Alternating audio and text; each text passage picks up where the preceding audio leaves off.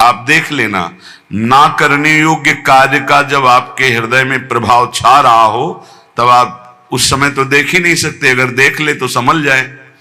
उस समय नाम नहीं चल रहा होगा, उस समय भगवत विस्मरण हो रहा होगा। बहुत अच्छा साधक है तो ऊहापोह की स्थिति होती, करूं कि ना करूं, अच्छा है कि ना करूं, कैसे वो मन बार बार विषयों की तरफ आकर्षित, सुनना, देखना, भोगना, चखना, ये खाऊं कि ना खाऊं, नहीं खाना उचित है, बाद में तो फिर भजन से सब ठीक ही हो जाएगा। वो अच्छा जो साधक है वो ऊहापोह में फंसता है उस समय। लेकिन जो नाम जापक निरंतर है, कभी प्रमाद की स्थिति उस पर आना भी चाहे तो टिकती नहीं है। जो रसिकों का संग करते हैं, श्रीधाम वृंदावन की उपासना के रंग में है, तो ये नित्य निर्विकारा, वो अपने नित्य स्वरूप की प्राप्ति के लिए या नित्य स्वरूप में स्थित है, इसलिए निर्विकारा। रसिक में कोई भी विकार नहीं होता। फिर भी आप भोजन रखो तो अनुकूल प्रतिकूल उसमें ये हटाओ, ये रख लो, ये ऐसा, ये नहीं पता, ये पालेंगे, इसका मतलब क्या अभी उनके अंदर कोई प्रियता है, कोई त्याज्य है? नहीं, ये स्वभाव साधना का है, स्वभाव है साधना का।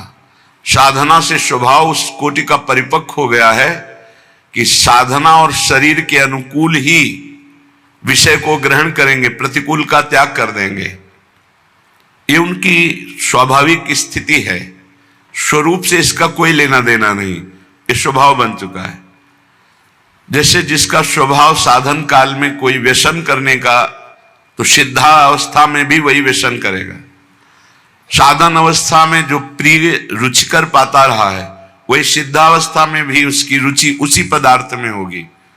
यद्यपि उसकी कोई रुचि नहीं रह गई, फिर भी सामने पदार्थ आने पर उसी पदार्थ में रुचि होगी जितनी रुचि पीछे रही है। परिपक्व अवस्था में स्वभाव ऐसा ही बन जाता है जिससे आप परिचय ही नहीं पा सकते हैं कि स्थिति प्रज्ञ होने पर ऐसा कैसे हो सकता है। तो ये नित्य जो स्वरूप में स्थित है, निर्विकाराः, उनमें कोई विकार नहीं होता। वो विषयान ग्रहणंतु मुंचन्तु वा, वो विषयों का त्याग करें तो कोई फर्क नहीं पड़ता, कोई लाभ नहीं। अगर विषय सेवन कर रहे हैं तो कोई हानि नहीं, क्योंकि वास्तविक वो विषय सेवन हो ही नहीं रहा है। निर्विकाराः, जो स्वरूप में किंचन मात्र भी स्थिति हुई है, तो इन विकारों की सत्ता नहीं रह जाती। नहीं स्वात्मा रामम विषय मृग तृष्णा भ्रमयति। मृग तृष्णा अज्ञानी को दौड़ा सकती है कि जल है, लेकिन ज्ञानी को नहीं। जो विवेकवान है, आत्मा राम है, उसको नहीं, क्योंकि उसकी अचाह स्वाभाविक स्थिति होती है। पूज्य राधा बाबा ने एक बार भाई जी से पूछा कि मीठा को देखते ही हमारी रुचि हो जाती, क्या अभी मीठा में प्रियता है क्या? हमें लगता है क्या ये कमी बकाया रह गई है अभी? पूज्य भाई जी ने कहा नहीं, इस शरीर की कमी है। शरीर को अगर मीठे की मांग है तो मीठा सामने आते ही अभ्यास, पूर्वाभ्यास, वो अच्छा लगने लगेगा। तो सिद्ध पुरुषों में भी ये रख दो, ये हटा दो, इसका मतलब उनके लिए कोई प्रिय अप्रिय नहीं है, पर वो स्वभाव साधन काल का वैसे ही चलता है। ये नित्या, वो स्वरूप स्थित निर्विकाराः, वो निर्विकार स्थिति को निरतिशय गुणाः असमोर्ध गुण उसमें प्रकाशित हो जाते हैं। जो श्री भगवान में गुण है वो अंश से उतरते हैं अपने जनों के अंतर्गत। निष्प्रपंच स्वभावा, उनका स्वभाव प्रपंच से अतीत होता है। कितना भी उपदेश कर लो, जो अधेड़ अवस्था तक प्रपंच में रहे हैं, भजन का अभ्यास नहीं किया, हम देखते हैं उनके अंदर केवल केवल प्रपंच वार्ता ही रहती है। केवल प्रपंच मतलब शुद्ध प्रपंच, मिलावट वाला प्रपंच नहीं कि थोड़ा प्रभु हो थोड़ा प्रपंच, शुद्ध प्रपंच। प्रपंच की वार्ता ही उनसे निकलेगी। लेकिन जो बचपन से भगवान के भजन का अभ्यास किए हैं, तो अधेड़ तक पहुंचते हुए उनकी कैसी स्थिति होती है? बोले ये नित्या, निर्विकारा, निरतिशय गुणा, निष्प्रपंच स्वभावा। स्वभाव में नहीं रह गया प्रपंच के, निस्सार बातें लोग करते रहते, बड़ी अंदर से पीड़ा होती है कि अरे एक एक सेकंड कितना कीमती है, तुम उसमें व्यर्थ की बातें, बीती हुई बातें और न जाने क्या क्या। प्रपंच का स्वभाव पक्का समझ लीजिए बुढ़ापे में परिपक्व हो जाता है। जिनको ये भाव होना कि अभी हम सब कमा खा के खूब बुढ़ापे में परब्रह्म की प्राप्ति कर लेंगे, बूढ़ा तोता राम राम नहीं रटता, उसको बाल्यावस्था से सिखाया जाता है, जो सिखाया जाता है वही बोलेगा। ऐसे ही तुम्हारा मन जो है जीवन में यदि प्रपंच में लगा लिया तो प्रपंच स्वभावा, अगर श्री भगवान में लगाया तो देखो कितना बढ़िया, निष्प्रपंच स्वभावा। भक्तों के पास बैठो, वही प्रभु का नाम, वही रूप माधुरी, वही लीला माधुरी, वही सिद्धांत की चर्चा, कितना महान जीवन हो जाता है। बोले निरतिशय गुणा, अश्मोर्ध भागवतिक सारे सद्गुण प्रकाशित हो जाते हैं। और निर्दोषा, किसी भी प्रकार की दोष वृत्ति भक्तों में नहीं रह जाती परिपक्व अवस्था में। नित्य मुक्ता, वो नित्य जीवन मुक्त महापुरुष होते हैं। कौन? जो वृंदावन का आश्रय, वृंदावन की प्रेम रस उपासना, रसिकों का संग, नाम बाड़ी में चित्त लगाए हुए हैं। बोले निगम गण समुद्गीत, वेद जिसकी महिमा का गान करते हैं वो उसमें स्थित रहते हैं, रस सिंधु प्रभु में। दिव्यानुभावा, वो दिव्य दिव्य भाव में विचरण करते रहते हैं। श्रीपाद लिख रहे आनंद पारा, अपार आनंद में वे डूबे हुए, संविद रस घन वपुषा, सच्चिदानंद घन स्वरूप उनका सहचरी भाव स्वरूप प्रकाशित हो गया। तो श्री लाडलीजू कृष्ण लालजू भावैक मगना, प्रिया प्रीतम के भाव में ही एकमात्र वो मगन रहते। ये स्थिति होती है रसिक महापुरुष की। ये नित्या, निर्विकारा, निरतिशय गुणा, निष्प्रपंच स्वभावा, निर्दोषा, नित्य मुक्ता, निगमगण समुद्गीत, दिव्यानुभावा, आनंदापार, संविद रस घन वपुषः, श्री कृष्ण भावैक मग्ना स्थान बंदे श्रील वृंदावन। मैं ऐसे वृंदावन वासी रसिक महापुरुष की वंदना करता हूं। ऐसे वृंदावन के खगमृग पशु पंछी निर्विकार स्वरूप लताओं की वंदना करता हूं। सर्व सर्वार्थ दातृन, यदि इनका संग हो जाए तो समस्त पुरुषार्थ सहज में प्राप्त हो जाए। अर्थ धर्म काम मोक्ष या प्रेम, जो चाहो रसिकों के संग से, धाम की वास से, लता खगमृग पशु पंछी की कृपा से सब कुछ प्राप्त हो जाएगा। धर्म अर्थ काम मोक्ष। सबसे ज्यादा फसाव मन का परस्पर विरोधी शरीरों पर होता है। आकर्षण, शरीर भोग की वृत्ति, ये प्रेम रस में डूबने नहीं देती। इसलिए आगे के श्लोक में इसके लिए बहुत निंदा की है। स्त्रीणाम्नि दुष्ट नरके विमूत्र श्लेष मपूयाद्यैः पूर्णे गते पिकरणे स्वावांत वन निवश राधिका रामे। ये जो शरीर भोग की इच्छा सबके अंदर रहती है, चाहे स्त्री हो, चाहे पुरुष हो, चाहे कोई भी हो, यदि भजन करके इस भाव को मिटाया नहीं गया तो चाहे बूढ़ा हो, चाहे जवान हो, चाहे कोई भी हो, सबके अंदर एक इच्छा जरूर बनी रहती है भोग की, शरीर भोग की। स्त्री नामनी दुष्ट नरके विमूत्र श्लेष्म पूयाद्यैः। ये दुष्ट बुद्धि जो पर शरीर भोगने की इच्छा रखती है, इसको समझाओ भाई किस द्वार को भोगना है। बोले नरक द्वार को, निरय नरक द्वार। उसी से निकले हो वहीं जाने के लिए फिर वहीं रति कर रहे हो, इसलिए होश में। महापुरुष जन बेपर्द होकर डांट रहे हैं। क्या है? वीणमूत्र श्लेष्म पूयाद्ययी, विष्ठा का द्वार है और मूत्र का द्वार है क्या? घृणित स्थान, दुर्गंध युक्त, नरक का विषय। इसलिए भाई पूर्ण गति पिकरणे, कान खोल के सुन लो। स्वावांतन निवश राधिका रामे, श्री किशोरी जी के इस रमण उपवन में यदि आप अपनी अंतिम सुधारना चाहते हो, चाहे जितने दुष्ट रहे हो, चाहे जितने दुष्ट आचरण किए हो, चाहे जितनी तुम्हारी निंदा रही हो, तुम्हें प्रेम मिल जाएगा। पर एक बात से वर्तमान में बचो, शरीर भोग से। मन तुम्हारा गंदा हो रहा होने दीजिए, इंद्रियां तुम्हारी गंदगी की तरफ जा रही हैं, परेशानी कोई बात नहीं, सब ठीक हो जाएगा। लेकिन गंदगी करने की चेष्टा मत करना। ये धाम की बात कह रहे कि अगर आप राधा रामे श्री किशोरी जी के इस महान प्रेम रमणीय वन में तुम्हें आश्रय मिला है, तुम्हें वास मिला है, तो शरीर भोग से बच जाओ, शरीर भोग की चेष्टा मत करना। स्पष्ट कह रहे हैं, कुछ नहीं है पर बहुत आकर्षण इसी का है, बहुत आकर्षण है। वीणमूत्र श्लेष्म पूयाद्ययी, जिन द्वारों को स्पर्श करने के बाद कई बार रज लगा के हाथ धोना होता है, उसमें सुख खोज रहे हो। हमें लगता है इनके शरीर में सुख है, इनको लगता है उनके शरीर में सुख है, और दोनों सुख रहित पूरा जीवन व्यतीत कर देते हैं।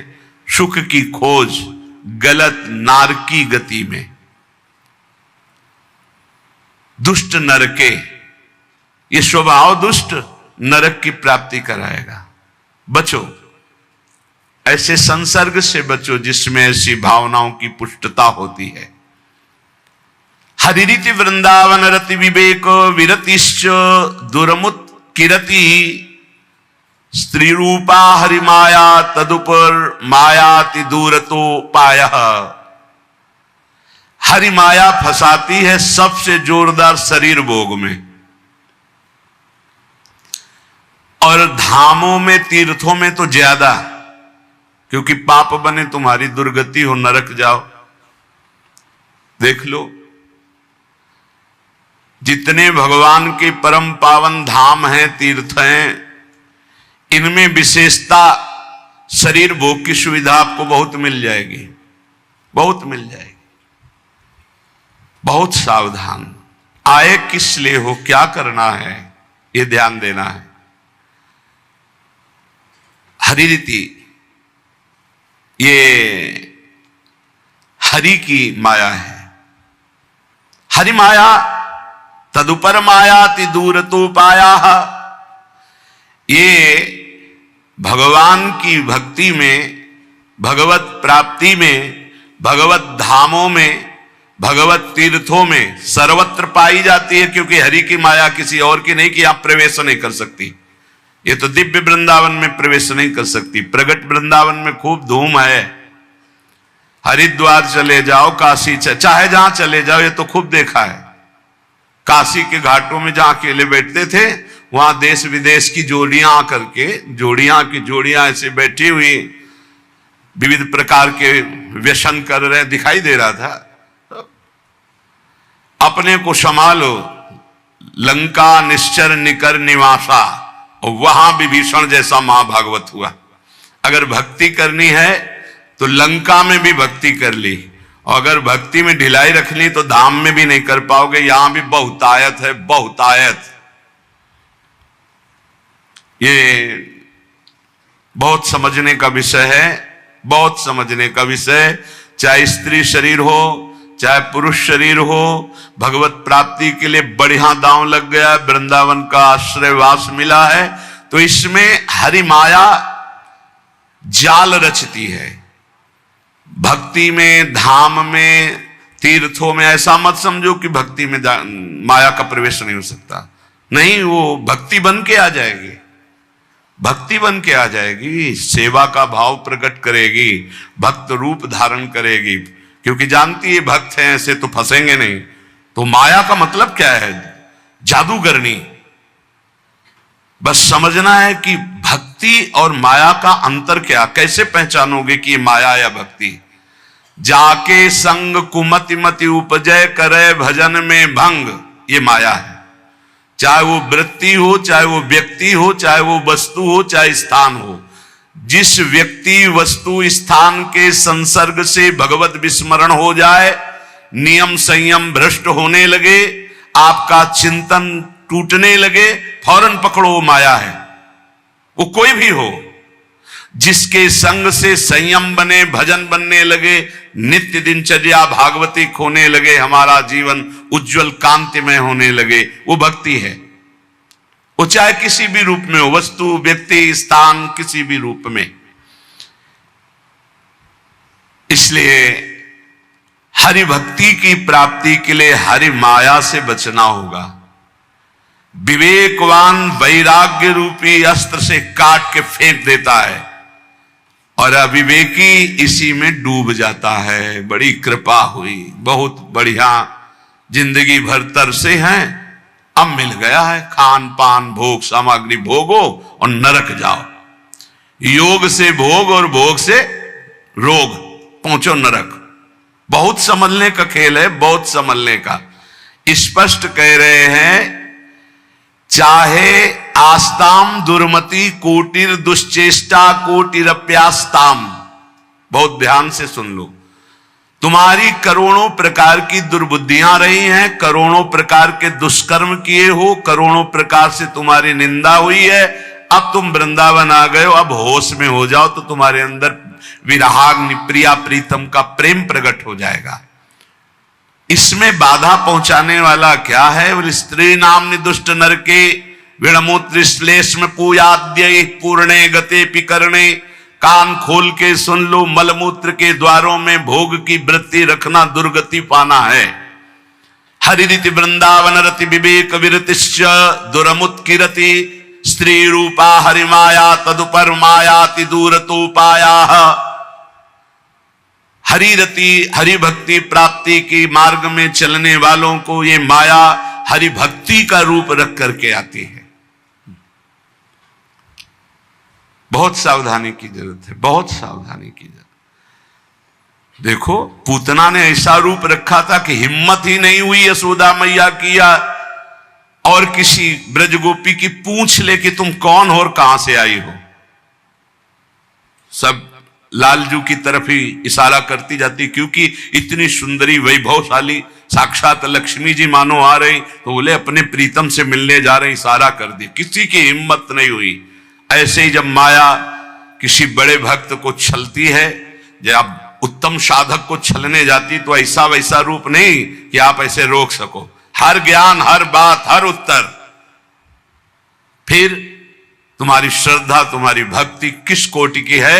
अगर विवेक वैराग्य की तलवार से काट सको तो काट सको, नहीं तो तुम्हें काट के रख देगी। यदि हरि का भरोसा है, अहंकार नहीं किए हो तो बचा लेंगे, अगर अहंकार है तो मुंह भरा गिरोगे।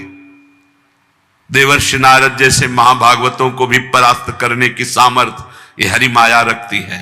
शिव विरंचिका मोह को है पुराण, असजिय जान भजी माया पति भगवान। जो ज्ञानिन कर चित अपरई, बरियाई विमोह बस करई, अज्ञानिन की तो कौन बात। इसलिए उत्तम कुरुते योषिदत दृष्टैव दुष्ट मदिरेव अतिवन वसति रसक्या हा वृंदारण्य किन्नु में भविता। जब कोई भोग दृष्टि से किसी माता बहन को देखता है तो मदिरा में उतना नशा नहीं, इतना उसकी बुद्धि भ्रष्ट हो जाती इस दृष्टि मात्र से। इसलिए गोस्वामी तुलसीदास जी ने कहा है, जो चाहे आपन कल्याणा सुजस सुमत शुभ गति शुभ नाना, शो परनार लीलार गोसाई तजौ चौथ के चंद्र किनाई। जैसे चौथ के चंद्रमा को देखने से कलंक लगता है, ऐसे ही किसी भी माता बहन की तरफ काम दृष्टि से देखोगे मरोगे। मरोगे, वरना परमार्थ से भ्रष्ट हो जाओगे, होश में हो जाए। ये जब बहुत तिरछी चितवन से माताओं बहनों की तरफ जो देखते हैं तो लगता है तुम समझते हो हम बड़े वीर हैं, बड़ी चतुराई से देख रहे हैं। अरे अपने नाश का रास्ता पुष्ट कर रहे हो, उनका कुछ नहीं बिगाड़ पाओगे। वो हरि माया बलवंत भवानी, वो इतने बल से युक्त है, तुम्हारा ये चितवन और मुस्कान सब तुम्हारे लिए ही नरक का द्वार बन जाएगी। इसलिए होश में। अरे आए हो अपना काम बनाने की, काम बिगाड़ने आए हो? जहां काम बन रहा है वही काम बिगाड़ने आए हो तो तुम्हें विश्व में कहां ठोर मिलेगी? धाम में सत्संग में तुम इधर उधर ताक झांक करोगे। अरे तुम्हें धिक्कार है, दुनिया में ताक झांक करते हो, यहां तो अपनी तरफ झांक लो, यहां तो अपने अंदर झांको कि तुम क्या हो। वही बहिर्मुख वृत्ति, वही अरे जिसको तुम भोगने की दृष्टि से देख रहे हो, जगत भोगता है उसके अंदर, वो देख रहा है तुम्हारा सर्वनाश कर देगा, ऐसी जगह गिराएगा जहां उठने के लायक नहीं रहोगे। हमारी बातें थोड़ी कड़वी लगेंगी, समझ लो।